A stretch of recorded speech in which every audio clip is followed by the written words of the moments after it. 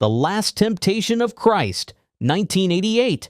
Martin Scorsese's The Last Temptation of Christ was controversial even before its release. Scorsese, known for films about violence and crime, such as Taxi Driver and Raging Bull, chose to direct a religious drama about the life of Jesus.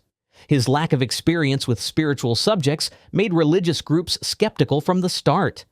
When the film was released in 1988, their concerns proved justified in their eyes. The story begins in a familiar way, following Jesus as he is baptized, gathers disciples, performs miracles, and preaches about love and sacrifice. However, midway through the film, it takes a turn that deeply offended Christian communities. Jesus is depicted as being tempted to avoid his crucifixion. In this version of events, he steps down from the cross and chooses to live as a man. He marries Mary Magdalene, consummates the marriage, and raises a family. Later in life, as an old man, he regrets abandoning his mission and begs God for another chance. The narrative then returns him to the cross, where he dies in fulfillment of his destiny. The main source of outrage was the portrayal of Jesus experiencing sexual desire and rejecting his divine role, even temporarily. For many believers, this was considered blasphemy and an unacceptable distortion of sacred scripture. The scene of intimacy between Jesus and Mary Magdalene was especially inflammatory. The backlash was severe. Protesters targeted theaters that showed the film, and in one instance, a group set a theater on fire. Director Martin Scorsese received multiple death threats and was forced to hire bodyguards for protection. Across the world, church groups staged boycotts and demonstrations. Many countries, including Greece, Argentina, Chile, and Mexico, banned the movie altogether. In the United States, some theaters refused to screen it, while video rental stores declined to carry it. Despite the artistic intent, the controversy overshadowed the film's message. Even decades later, The Last Temptation of Christ is remembered less as a piece of cinema and more as one of the most banned religious films of all time. The Gods Must Be Crazy, 1980. Unlike most banned films, The Gods Must Be Crazy contained no gore, sexual content, or graphic violence. Instead, the controversy came from its portrayal of African culture. Released in 1980 in South Africa, the film begins when a Coke bottle is tossed from an airplane and lands among the Sand People, a hunter-gatherer tribe living in the Kalahari Desert. Having never seen such an object, the tribe interprets it as a gift from the gods. At first, the bottle seems useful. It serves as a tool for cooking, music, and other everyday tasks. But because there is only one bottle, conflict emerges among the tribe members. Believing the object is a curse, a tribesman named Shi sets out on a journey to return it to the gods. His travels lead to comedic encounters with modern society, setting up a fish-out-of-water story intended as lighthearted entertainment. The film became a global hit, grossing nearly $200 million worldwide and earning the title of South Africa's most successful film at the time. It was praised for its unusual premise and comedic tone, but its reception was not universally positive. Critics, particularly in African and Afro-Caribbean nations, argued that the movie depicted the Sand People as primitive and foolish, reinforcing colonial stereotypes of African populations as backward or childlike. This cultural insensitivity sparked anger across several countries. Some viewed the film as a subtle endorsement of apartheid-era ideas about race and civilization, given its South African origins during that period. As a result, The Gods Must Be Crazy was banned in multiple African and Caribbean nations, where audiences considered its humor degrading rather than harmless. Today, the film still divides opinion. Some see it as an inventive comedy with a simple message about materialism and greed, while others view it as a product of its time, an example of how popular entertainment can carry implicit cultural insults that lead to censorship. Saw 6, 2009. By the late 2000s, the Saw franchise had already become infamous for its graphic violence and elaborate death traps. Each film centered on the vigilante known as Jigsaw, who forced his victims into life-or-death games designed to test their morality. When Saw 6 was released in 2009, the filmmakers aimed to raise the stakes even higher, but the result was so extreme that several countries refused to let it play in theaters. The movie opens with two lone sharks locked into a gruesome test where only one can survive. From there, the story follows William Easton, a health insurance executive who denies coverage to sick clients. Jigsaw targets him specifically, forcing him to endure a series of challenges that symbolize the consequences of his corporate decisions. Each trap becomes progressively more brutal, involving choices between sacrificing others or suffering himself. The level of gore and sadism surpassed earlier entries in the series. The film included prolonged scenes of mutilation, flesh tearing, and graphic dismemberment. Even in the United States, where horror films often push boundaries, the Motion Picture Association required edits before granting the film approval for release. In Spain, authorities gave Saw 6 an X rating, reserved for pornography and extreme content. This classification prevented the film from being shown in theaters at all. Only after substantial cuts was it re-rated for adults and allowed limited distribution. Thailand and Malaysia banned the film outright, while Trinidad and Tobago also prohibited screenings. Although it grossed nearly $70 million worldwide, Saw X earned the lowest box office revenue of the franchise at that time. Many critics argued that the sheer intensity of its violence turned away even dedicated fans. Some reviewers went so far as to describe it as not just horror, but unwatchable sadism. The controversy surrounding Saw 6 reinforced ongoing debates about the limits of cinematic violence. While earlier installments had walked the line between shock and mainstream entertainment, this entry crossed into territory that many countries found unacceptable for public release. The Human Centipede 2, Full Sequence, 2011. When The Human Centipede 2 Full Sequence was submitted to the British Board of Film Classification in 2011, the response was unusually severe. Unlike most rejected films, which can resubmit after cuts, this movie was declared unclassifiable. The board concluded that no amount of editing could make it suitable for release, effectively banning it across the United Kingdom. The film centers on Martin, a mentally unstable parking garage security guard obsessed with the first Human Centipede film. Inspired by it, he sets out to create his own version of the surgical experiment, but without medical knowledge, he relies on crude tools like duct tape, barbed wire, and a staple gun. His goal is to assemble 12 people into a single centipede.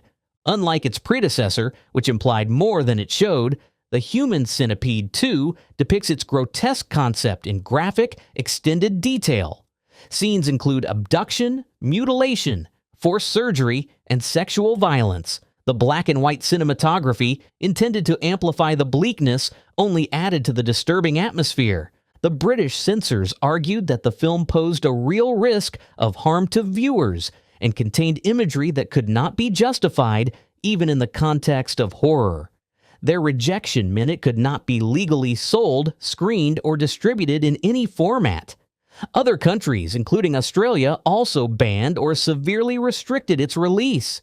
Instead of avoiding the controversy, the filmmakers used the ban as part of their marketing campaign. Promotional materials highlighted the UK's refusal, framing it as proof of the film's extremity. This strategy attracted audiences in other markets, where theaters handed out barf bags and, in some cases, stationed ambulances outside for viewers who might faint. Reports circulated of audience members leaving in distress or requiring medical attention. Although eventually edited versions were allowed in some regions, The Human Centipede 2 remains one of the most notorious modern horror films. Its explicit focus on sadism and bodily mutilation pushed it beyond the limits of mainstream horror, making it a defining example of a film banned for being too disturbing. Faces of Death, 1978. Faces of Death occupies a unique place in cinema history as one of the most infamous shockumentaries. Released in 1978, it presented itself as an exploration of mortality, combining staged reenactments with genuine footage of real deaths. Approximately 40% of the content was fabricated, but the remaining 60% was authentic, consisting of newsreels, accident recordings, and medical documentation.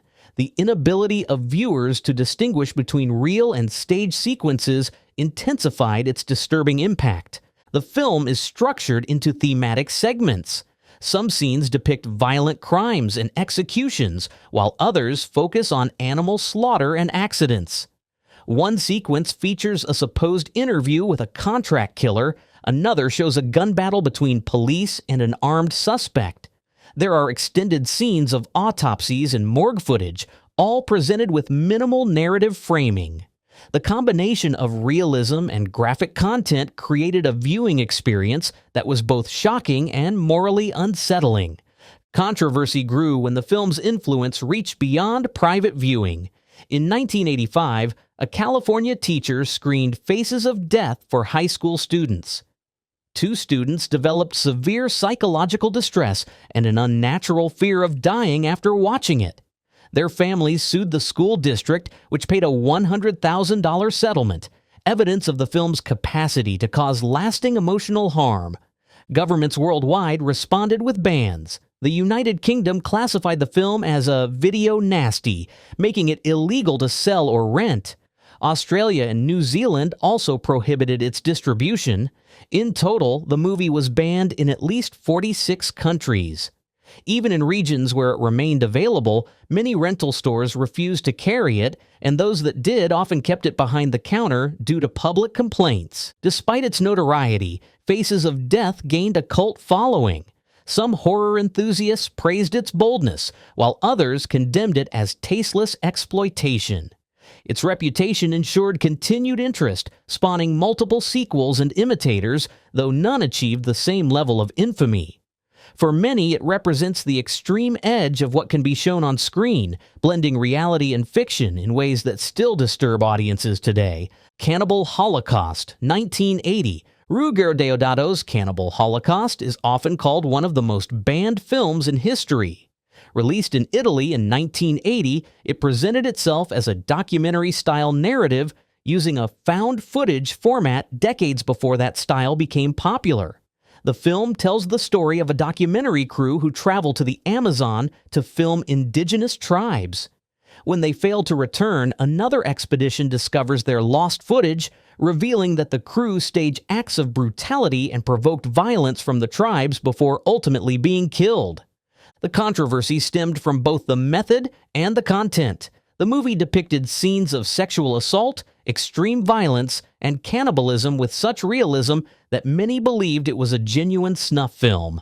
To intensify the illusion, the director required actors to sign contracts promising they would not appear in any other media for a year after release. This led Italian authorities to arrest Deodato on suspicion of murder, forcing him to bring the cast into court to prove they were alive. What fueled the outrage further were the real animal killings shown on screen. Unlike the staged human violence, the slaughter of animals, including a turtle, monkey, and pig, was authentic. These sequences horrified audiences and remain one of the main reasons the film is still condemned today. Governments responded with immediate bans. In Italy, the film was seized and censored heavily. The United Kingdom placed it on the video nasty list, making its distribution illegal. It was banned in countries including Australia, Norway, New Zealand, and Germany, with many maintaining prohibitions for decades. In total, it has faced restrictions in over 50 countries. Despite the controversy, some critics defended the film as a commentary on Western exploitation of indigenous cultures and the sensationalism of mass media. The story highlights how the supposed civilized documentary crew was more barbaric than the people they exploited. However, the shocking presentation overshadowed any message for most viewers. To this day, Cannibal Holocaust is remembered less as social critique and more as the benchmark for extreme cinema, a film so graphic that it blurred the line between fiction and reality, ensuring its place among the most censored movies ever made. I Spit on Your Grave, 1978. I Spit on Your Grave, also known by its original title Day of the Woman, is one of the most infamous examples of the exploitation horror subgenre. Directed by Mir Zarchi and released in 1978, the film follows Jennifer Hills, a young writer who retreats to a secluded cabin to work on her novel. What begins as a quiet stay in the countryside escalates into one of the most controversial narratives in film history. Jennifer is attacked by a group of local men who subject her to prolonged sexual assault in graphic extended sequences. Unlike most films of its era, the assaults are depicted with minimal cuts, lasting nearly half an hour on screen. This unflinching portrayal of sexual violence immediately set the film apart as one of the most shocking depictions ever attempted. The second half of the story sees Jennifer survive and take revenge on her attackers. Using calculated brutality, she eliminates each of the men one by one, employing methods that echo the cruelty she endured. These revenge sequences, while celebrated by some as empowering, were equally controversial for their excessive gore and explicit nature. Censorship authorities around the world reacted strongly. In the United Kingdom, the film was placed on the notorious Video Nasty list in the 1980s, making its distribution illegal. It remained banned or heavily cut for decades, with full uncut versions only becoming available in the 2000s. Ireland, Norway, and Iceland banned it outright, while Canada and Australia initially refused classification. Even in the United States, many theaters refused to screen it, and critics such as Roger Ebert denounced it as a vile bag of garbage. Despite the outrage, the film gained a cult following. Some feminists and genre enthusiasts interpreted Jennifer's revenge as a subversive reversal of typical horror tropes, where female victims rarely fought back. Others dismissed it as exploitative, arguing that the revenge narrative could not justify the prolonged assault sequences. The legacy of I Spit on Your Grave has remained polarizing. It inspired multiple sequels and remakes, but continues to serve as a lightning rod in debates about censorship, exploitation, and the portrayal of sexual violence in cinema. For many countries, it stood as a clear example of a film too extreme for mainstream distribution. Comment below, do you know of any movie that should have made it to this list? We read every single comment. Click the like button to show your love for this video, and don't forget to subscribe for more captivating movie explainers like this one. Thank you for watching.